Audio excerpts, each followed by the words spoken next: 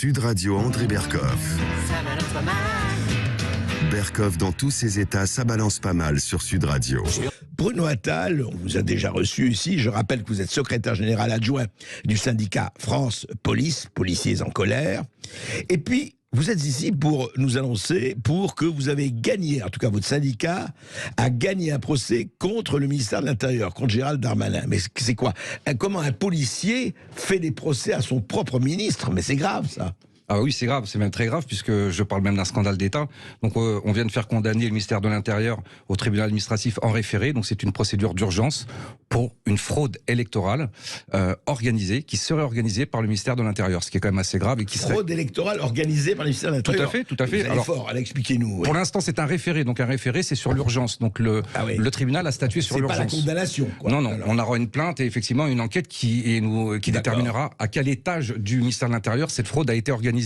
Puisque nous nous présentons à des élections professionnelles du 1er au 8 décembre, c'est les élections syndicales police. Là, en ce moment. Qui commence le 1er décembre. On est en période électorale, mais les policiers pourront voter à partir du 1er décembre. D'accord. Et donc, nous devons envoyer nos professions de foi à tous les votants, donc sur la boîte mail professionnelle. À tous les policiers. À tous les policiers pour qu'ils connaissent au moins nos idées, notre profession de foi.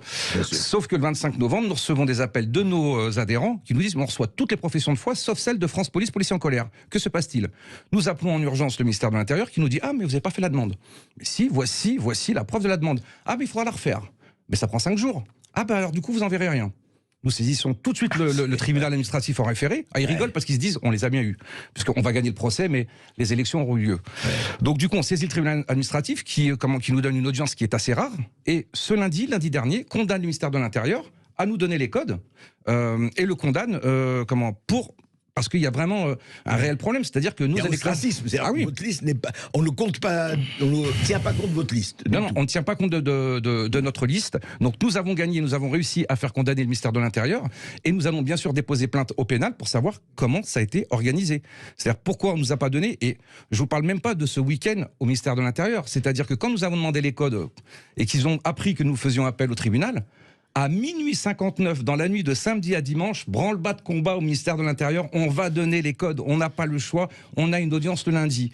Et le lundi, le ministère de l'Intérieur nous dit, bah écoutez, on ne sait pas trop ce qui s'est passé, voilà, on est face à un juge, on va quand même vous donner les codes pour pouvoir donner vos professions de foi aux policiers, aux agents du ministère de l'Intérieur. Et vous l'avez fait ?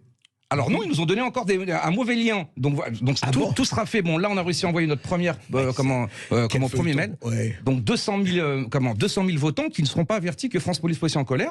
Alors c'est vrai que on nous aime pas trop au ministère de l'Intérieur. Vous savez mon combat avec les gilets jaunes, où on dit qu'ils ont mis les policiers face à des situations exécrables. Et maintenant, c'est les policiers qui sont poursuivis. On en avait parlé. Oui. Vous connaissez nos positions sur le pass sanitaire, pass vaccinal, où je suis convoqué en conseil de discipline à la demande de M. Darmanin, parce qu'il ne faut pas dire certaines vérités. Donc voilà, donc Monsieur le Président de la République dit que je l'agace dans une pleine page du Parisien. Donc j'ai plus l'impression qu'on est dans un état de droit, c'est-à-dire qu'il y a des coïncidences.